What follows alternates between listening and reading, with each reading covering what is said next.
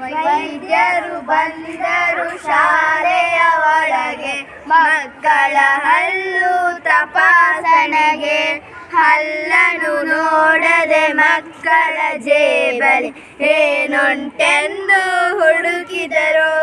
ಒಬ್ಬನ ಜೇಬಲಿ ಚಾಕ್ಲೇಟ್ ಸಿಕ್ಕರು, ಪುಟಾಣಿ ಮಿಠಾಯಿ ಮತ್ತೊಬ್ಬನದು. ಬೆಂಡು ಬತಾಸು ಒಬ್ಬನದಾದರೆ, ಕಡಲೆ ಶೇಂಗಾ ಮನೆಯೊಬ್ಬನದು. ತಿನಿಸಲು ತಿಂದ ಎಲ್ಲರ ಹಲ್ಲರು ವೈದ್ಯರು ತೆರೆದು ನೋಡಿದರು. ಹಲ್ಲಿಗೆ ರಂಕು, ಒಸಡಿಗೆ ರಕ್ತ, ವಾಸನೆ ಇದ್ದವು ಅವುಗಳಲ್ಲಿ. ಹುಳುಕೆ ಇಲ್ಲದ ವೈದ್ಯರ ಹಲ್ಲುಗಳು ಹೊಳೆಯುತ್ತಲಿದ್ದವು ಲಕಲಕನೆ.